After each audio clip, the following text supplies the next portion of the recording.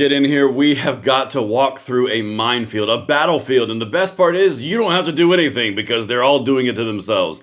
This civil war, this infighting that we're seeing back and forth, up and down, dim on dim violence, establishment versus woke, guys, it's getting better by the second, and if you don't capitalize on what we're watching right now and bury everything into your efforts to make the win permanent, I got nothing for you, but I'm going to keep on pushing it every single day. Guys, make sure you hit that like button, subscribe to the channel, turn the notification bell on, because this is the fight for our country, and we are going to be very, very well if this continues, and I'm going to do my darndest to highlight all of it for you to show you what's going on. All right, as we get in here, make sure you hit that 5x5 audio video in the comments over here. I can see it. Of course, chats, comments, emojis are welcomed, appreciated, I dare say necessary to fuel the greatness that we're going to attempt to convey in this live stream. Don't know if it's going to happen, but guys, I have every intention to hit the right buttons. It's going to be great. Anyway, I hope. I'm just kidding. We're going to have a great time. Guys, I've got tabs on tabs on tabs on tabs. This is all dim on dim violence, and I'm going to be honest with you. It directly correlates to what we've been talking about. We got progressives going after establishment. We've got establishment firing back. We've got the far left progressive wokies at The View, the clucking hens going after Senator Fetterman. He starts firing back. I've got all of it. Guys, this is going to be something you're going to love every second of. Oh my goodness gracious, look at all these comments, chats, emojis are already flying, and I owe it to you guys to dive right in. Now, let's get it. All right, let's jump over here. This right here, people, this I find absolutely fascinating. This is the opening salvo. So one of the things that you can look at and tell where the viewer and where the supporters and the demographics and constituents, where they really care and they place their emphasis on is by these polls and by the rankings of issues, okay? The Democrats have been doing this for a while. You know how they've been doing that thing where they've been paying $20 million to some woman to figure out how they can get young men back? And then they've been debating whether they go moderate or they go more extreme. Like they're kind of in this like wishy-washy, like damn if you do, damn if you don't kind of thing. Is that a dude? Is that a chick? Is that Mrs. Doubtfire? We don't know. That whole thing. Well, this is an AJC poll. Now, these are the top issues, and this is what's really fascinating. I'm going to open this up, and this is where the fury is coming from that we're going to highlight. You see all these issues right here, and as you guys are getting in here, we're just getting started, so you're right in time. You see all these issues right here? Yeah, inflation, that's 17%. Economy and jobs, that's 15%. Again, these are all Democrat voter icon issues. And this is what's interesting. Republicans share the same thing, inflation and economy and jobs. That's why I've said multiple times, whoever fixes the affordability crisis in America is going to win forever. I mean, that is literally the gambit. Like, you accomplish that, good, you win. But anyway, right down here at the bottom, standing up to Donald Trump and MAGA Republicans, 20%. The Democrats care more. This is everyday constituencies who voted in this polling from AJC. The Democrats who contributed to this poll care more about beating Donald Trump and MAGA than they care about their economic situation, that they care about their inflation and the cost of living. Any other issue, any and all other issues fall in comparison to beating Donald Trump. Let that sink in for a second, because that would really correlate to why you're seeing the fury and the war cracking off that we're talking about, because the progressive woke left sees this, and they're trying to capitalize, and the Democrats in the moderate establishment position are trying to capitalize, like Schumer, only he got the biggest FAFO in the world, and he literally got bent over a barrel, and they know it. That's why they're going after his soul right here. I'm going to show all of it too. But 20% of these people, 20% care more about the other issues. That's why this is happening. Now, let's get into this because I found that an interesting little part. Thank you guys so much for showing up. We are just now getting started, so if you're just now here, leave some chats, some comments, some emojis. Let's get in. The engagement is what drives this. We're going to start off with a fiery exchange from one of my favorite people in the whole wide world, Sunny Hostin on The View. Yeah, she's not, but it was a nice gesture for me to be polite. Now, what she's going to do is read Senator Fetterman the Right Act. She's just going to basically berate him on her own show, but he's not taking it. And what he says here is really important. Guys, 2 years ago, 3 years ago, if you had told me I was going to be covering John Fetterman and being like, he's got a point, I wouldn't have believed you. But let's get it. Guys, this is the fight we're in. You got to capitalize. It was a horrific mistake. Governor Gavin Newsom called it pathetic and a surrender.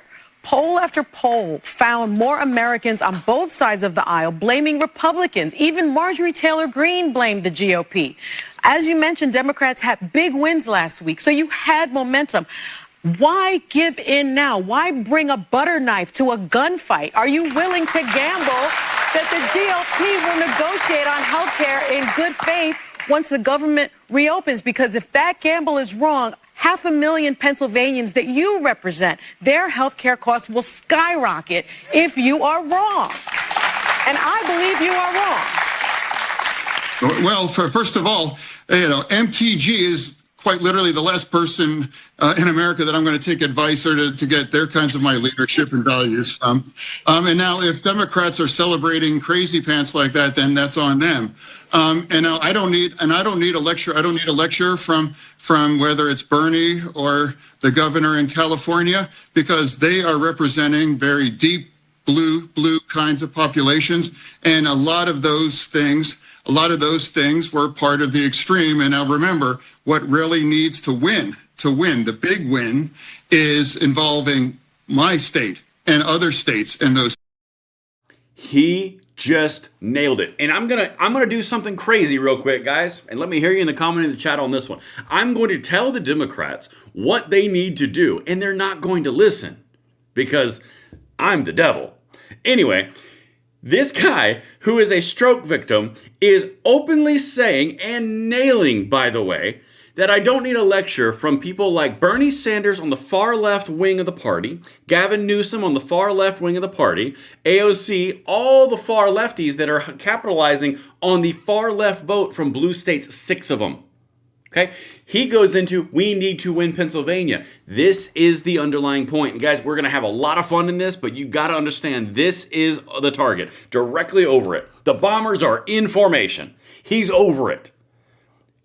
Literally, if they never win a middle ground state again, a swing state, they will never win power again.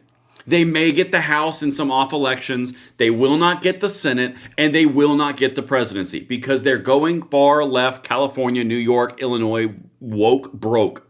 That's what they're doing.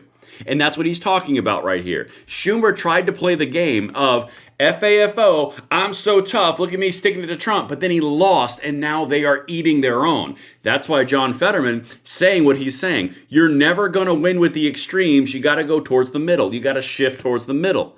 That's why you're seeing Shapiro in Pennsylvania getting thrown around a lot because he's in the middle. Bashir in Kentucky, same thing. But the far left progressives are too busy going after these guys to realize that they are right. But they're not going to listen. Let's get back to the Civil War. All right. Get it back, Johnny. Come on. Come on, Fetty. Fetty Wap. I like calling this guy Fetty Wap. I don't know why.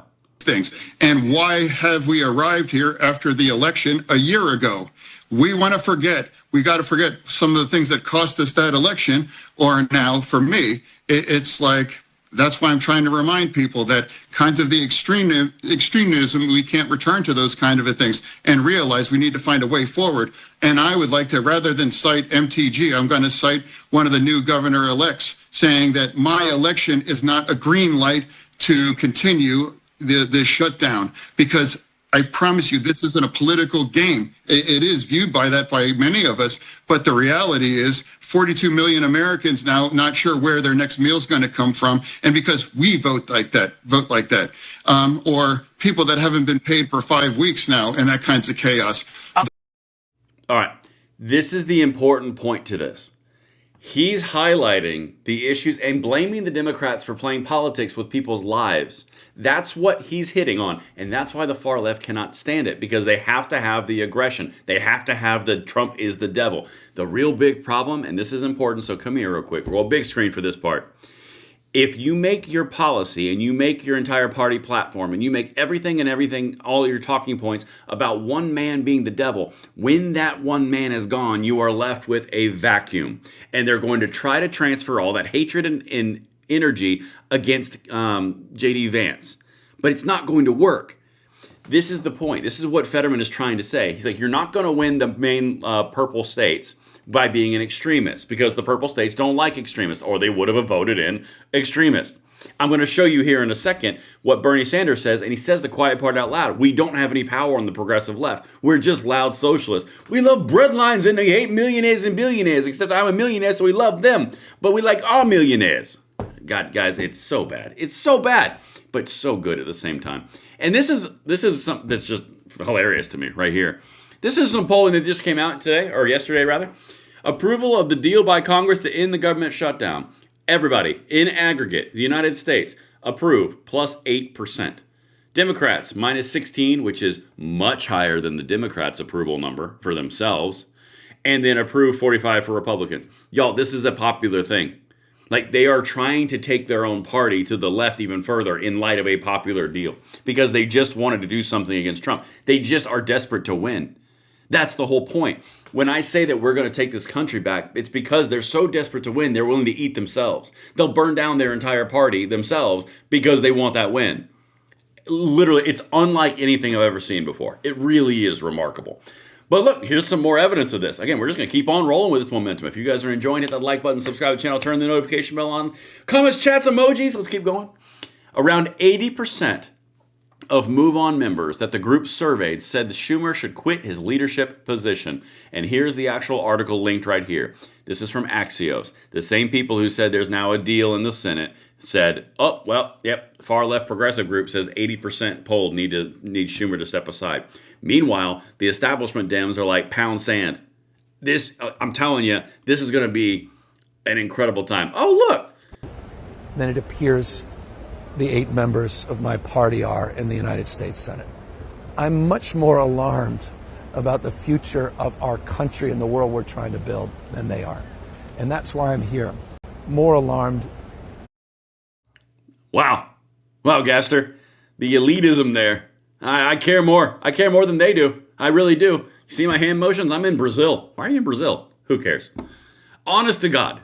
Guys, this is what's happening. Listen to this quote.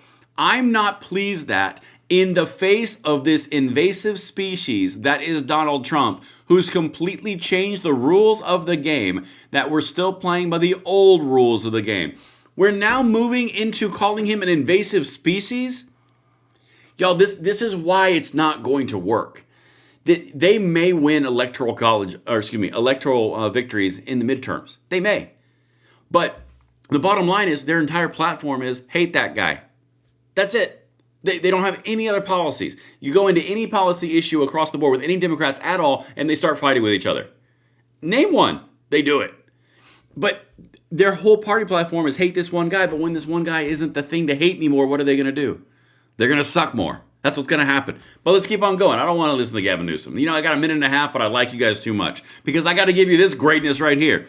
You guys, if you're just now tuning in, amazing timing because I'm about to show you, and we're going to watch together CNN raking Hakeem Jeffries over the coals. Y'all, this is why the left is so pissed. Right here. This attitude. I'm here for it. Let me hear you in the comments, chats, emojis. Boom. Let's get it. That engagement up. Boom. Was it the shutdown worth it? We have waged a battle on behalf of the American people. First of all, Donald Trump and Republicans are the ones who shut the government down. They have the House, the Senate, and the presidency. And the American people know it. And that's been the case for 7 consecutive weeks. But, you know, at the end of the day, you didn't get what you want. So was it worth waging this fight? At the end of the day, the fight lives on. Oh my God. So we fought on behalf of the American people, and the American people know it. And, I'm getting talked to right now because, the Democrats decided to make a deal which opened the government. But everyone knows, because the Democrats made a deal to open the government, that the Republicans shut down the government, even though the Democrats are the ones that had to open the government to make the deal, which I'm getting heat and flack for right now. But everyone knows that for 7 consecutive weeks, the Democrats didn't shut the government down, even though the deal to open the government was authored by Democrats, and they're getting blowback. I mean, guys, the cyclical language and excuse language is pathetic. And then even Manu Raji from CNN goes, you didn't get anything you got. Was it worth it? At the end of the day, the fight lives on. Oh, God, no wonder they're so pissed. Oh, my God, it's so bad. That's why they call him Timu Obama, by the way. And that's not me, as everyone else did it. I mean, I think Charlemagne the God called him Chuck E. Cheese Obama. It wasn't me. I thought it was very offensive, but since he said it, I might as well adopt it. All right, let's keep on going. Here's some more. Here's some more raking of the coals, y'all. If you are gonna do something, you sure as hell better not miss, because you just made the American people hurt for 40 days, achieved nothing, and now it's blowing back on you. In fact, MSDNC is even getting pissed about it. Watch this. Y'all, I'm telling you, there's so much in this clip. I hope you guys are enjoying this. Let me see some planes in the chat if I'm hitting this landing correctly.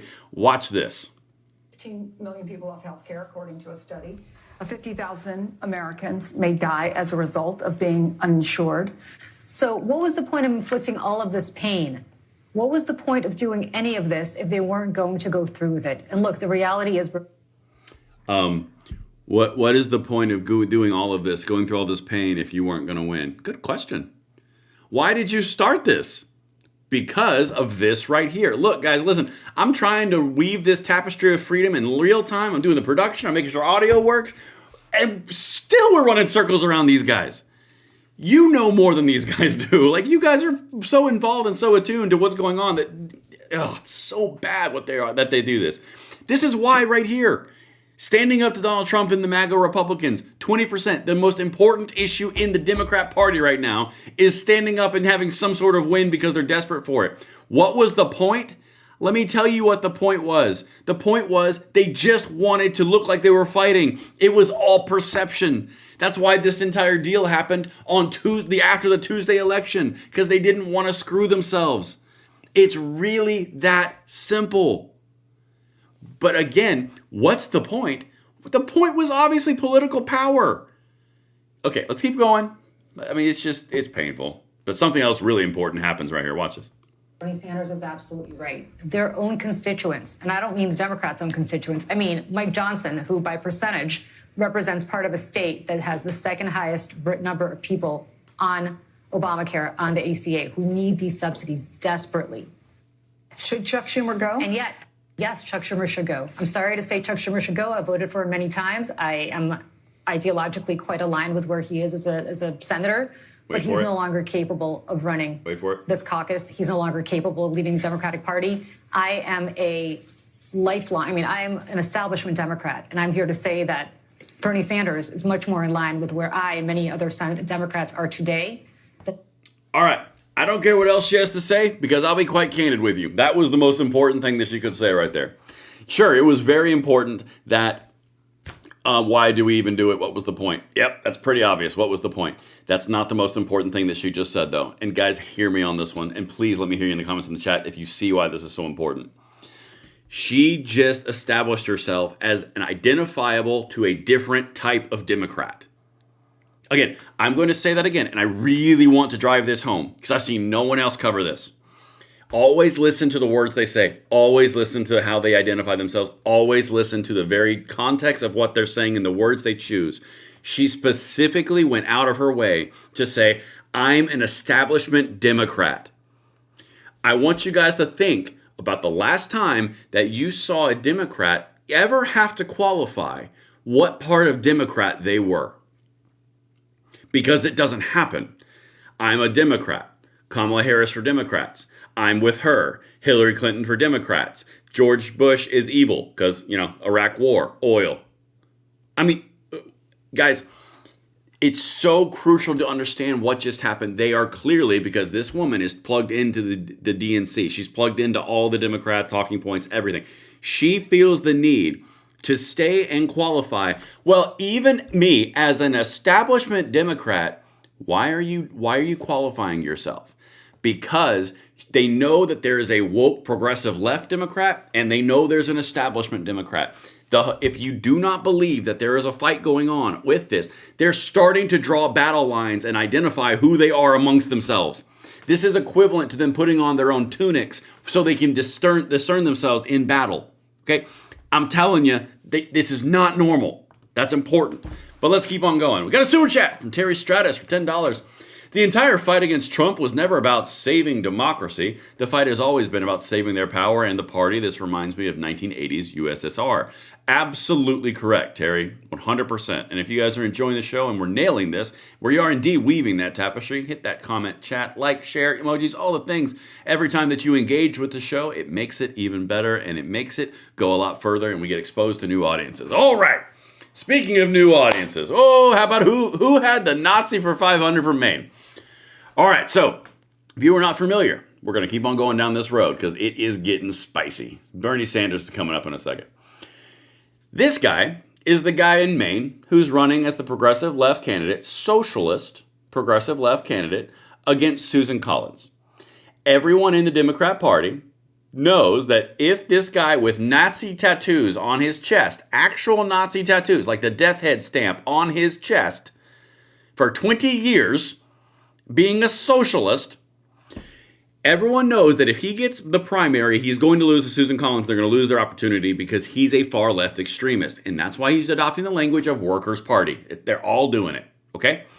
Listen to what he says about the whole shutdown deal. Listen, this is important because this is the progressive wing here. The Democratic Party at the leadership level has really just become entirely feckless. There's an inability to recognize what power is, an inability to wield power, an inability to even, frankly, have a theory of power. And I think people are fed up with this. What happened last night is a failure of leadership in the most clear terms. Senator Schumer is the minority leader. It is his job to make sure that his caucus is voting along the lines that are going to be good for the people of the United States. He could not maintain that. That he is just completely unable to rise to this moment in American history. And today I held a press conference. No one cares, Nazi. All right, listen. This is the important piece. He just said it again. He did the trope, guys.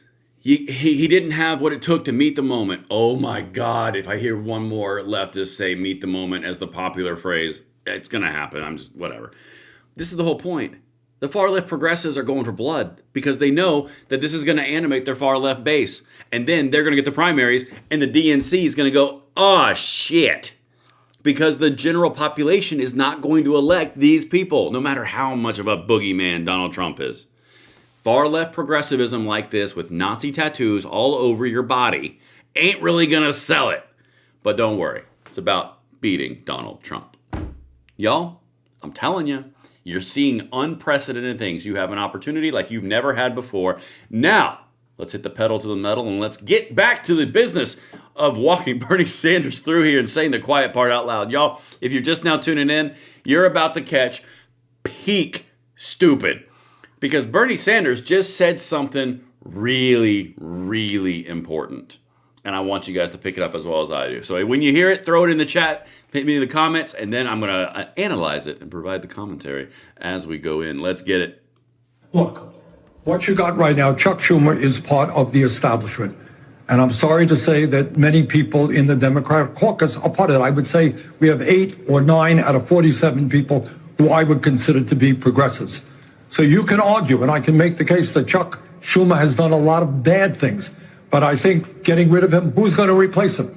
Who is going to replace him? The issue right now is doing primaries, getting people involved in the political process who are going to create a government and an economy that works for everybody, who have the guts to take on the oligarchs. Right here. So I think we need to take on the Democratic establishment all over this country.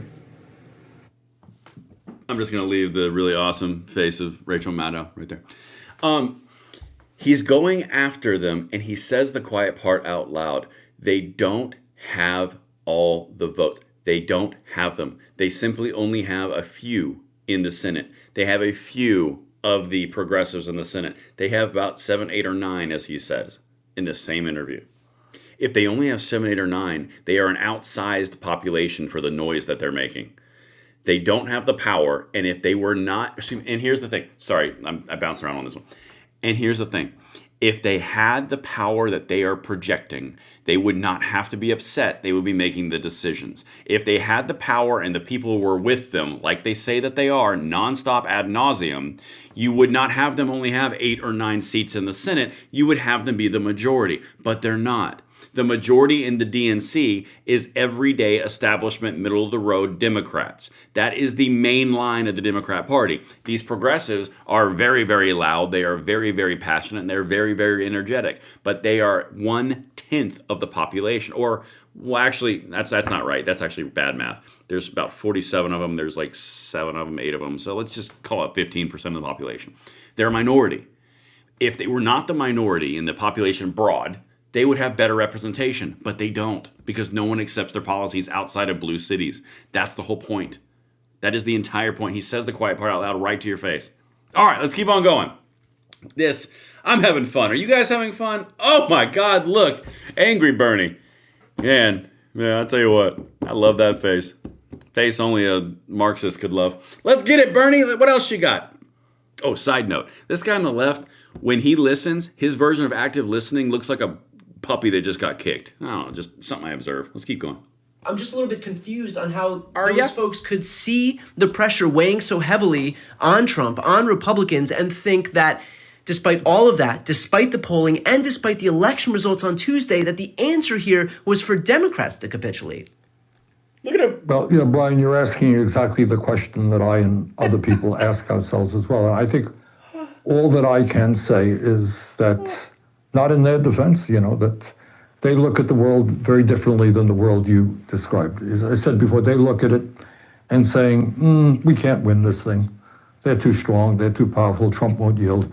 So let's, not have people not get a paycheck and so forth. That's their view. I think, needless to say, their vote was a horrific vote, a horrific setback, not only to the fact that we're now going to see, unless we somehow stop it, premiums, ACA premiums double, some cases triple for millions of Americans.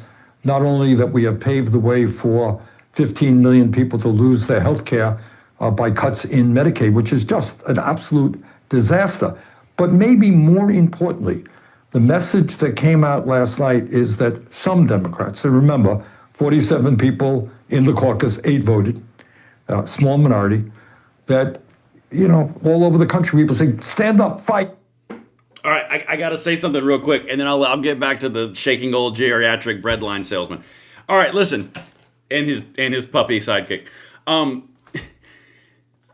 God, it's so painful. In the CNN interview that I just showed you, he said 8 to 9 different senators were progressives, and that needs to be more because it's a powerful minority, but it's still a minority. We're working with what we got because, hey, I'm Bernie Sanders. And then this one right here, 8 senators voted with the Republicans, which is a tiny, tiny minority. It's insignificant.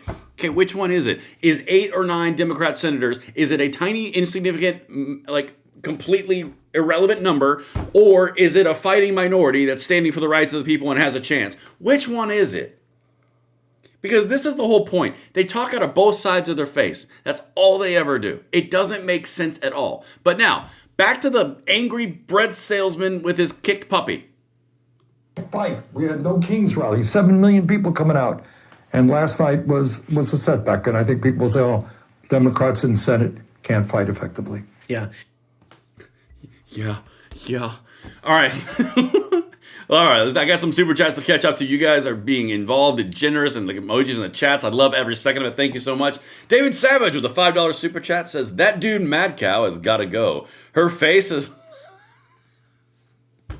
I got to read it. Her face is like the war in Ukraine, an expensive mess that everyone is tired of seeing on TV. Damn, David. That's savage. Talking about Rachel Maddow, by the way. I'm pretty sure. Either that or this kicked puppy kid, who also kind of vibes with Rachel Maddow. Anyway. Terry Stratus with a $5 super chat. True power is earned and given, not stolen or expected. I assume that is a socialist poke, and I'm here for it. Truffles with a $10 super chat. Sends an amazing emoji or a chat or just an icon. I don't even know what it does, but it's awesome. It looks great with the little sunglasses. Now, who wants to get back to the kicked puppy? Let's get back into this, because, guys, I'm having fun. I hope you are as well. If you're just now in here, we do this every single night at 9 p.m. Eastern Time, or at least I try to do it every time at 9 p.m. Eastern Time. Hit that like button, subscribe to the channel, turn the notification bell on every time you do. A liberal cries a little bit. And speaking of crying, let's get into this a little bit more. You know this guy? Yeah, this is one of the establishment Dems who's a real bit of a pickle. This is a senator from Arizona, Mark Kelly. Listen to what he says here, because he's kind of caught between the progressives and the moderates, right? No, not the moderates, the establishment. I'm going to call them, they're all left, but moderates, right? Progressives, moderates. Listen to what he says when he's caught between a Wokey and an establishment. Watch this. Hey, again, this is, I've been here 4.5 years now, and he's been the leader, and I understand why people look at this and say, well, this was kind of a rough, period. The question was, do you have confidence in Schumer? The answer could easily have been yes, and yet it was not. Yo, you are living through a once-in-a-lifetime experience. CNN, Casey Hunt is going hard on the Dems. Like, God, I hope this whole flow is landing, because to me, it's just insane where we're at right now. I'm having a blast, but, anyway. I'm loving the emojis and the chats and the engagement. Make them cry, says David Connolly. I'm here for it. Pirate Princess said it's only 4 p.m. here. Good Lord. Man, it's 8:42 p.m. Central Time. Night Whisper Grace with a 99-cent super chat. I thank you so much. You guys are amazing, and let's get it. Let's keep on going. Let's see what else Mark Kelly says, because outrage grows among Dems after 8 side with GOP on shutdown just doesn't get old to me. All right. Let's get off the sidelines, head into the arena. My panel is here, and we're going to start with CNN Chief Congressional Correspondent Manu Raju. Oh, Manu. One of the hardest working men in television over the weekend and into today. Manu, what are you hearing? I work more than this guy does. Yeah, look, the question right now is when the Senate will actually vote to pass the bill to reopen the government. It requires all... Nah, that's just all that is updates. I was taking a chance that they said something fun and poked at the lefties some more, but they didn't. I don't want to watch that. All right. Now, I touched on this earlier in a video that we did. I believe my first video of the day. This is number 3, by the way. So, this one is when I told you that the progressives are going to try to take over the soul of the Democrat Party. They're going to literally be the parasite on the host and then move into the brain and basically be like the Goa'uld from Stargate and just take over, right? It's really something wild to see. But here's what they're going to do. The progressives, it's time to take over the party. He says it openly. This is a Democrat from California, Ro Khanna. Listen to what he says. I'm going to skip right to his part because I don't like the question. The question's just weak sauce. But listen to what he says here, because he openly says we've got to take control of the apparatus. Watch this.